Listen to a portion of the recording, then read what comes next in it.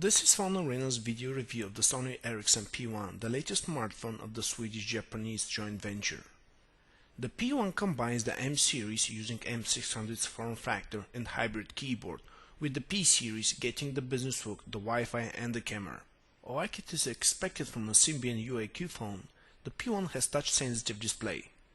This one is with size of 2.6 inches, 262,000 colors and has good quality.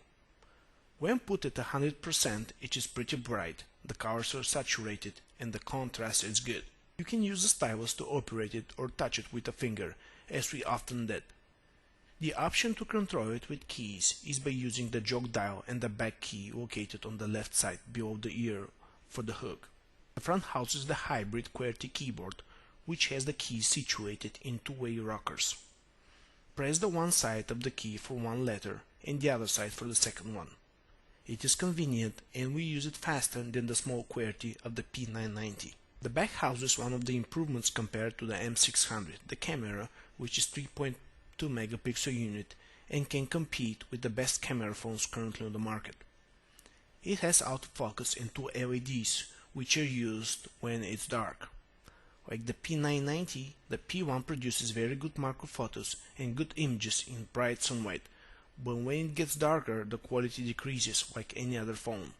This is a Symbian 9.1 with UAQ 3.0 smartphone and shares a lot with other similar phones. The home screen now offers option for expanding the shortcuts on the bottom into a few rows instead of just one. The main menu is either 3x3 grid or list, like the submenus. Here the icons are big enough to be pressed with a finger instead of a stylus. The phone book is a list but cannot be searched by second word of the name. So if you enter last and first name, the search will find results only in the last name. Adding a contact allows you to add a field as many times as you want. This is similar in Symbian N60 used in Nokia phones and way better than the fixed fields of Windows mobile smartphones. The calendar has its pros and cons, but overall does what it's supposed to do. The business card reader is rather unique application and like in the P990 works very well. When we start typing a new text message, the QWERTY comes to help with the heavy texting crowd. Just watch us as we type on the small hybrid QWERTY. The camera interface is similar to the one of earlier Cybershot phones, including the K800 and K810. It is exactly the same as the one of P990.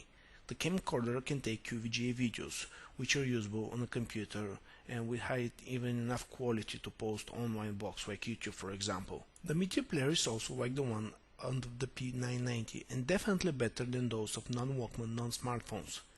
It shows the name of the album, the controls, which are not very big, the album cover, and the song info. Strangely, the album cover here has nothing in common with the one that shows in the Windows Media Player to which we transfer the songs.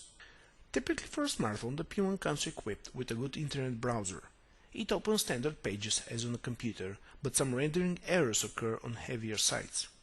The Opera browser is good, but in our opinion cannot compare with the one of S60 devices.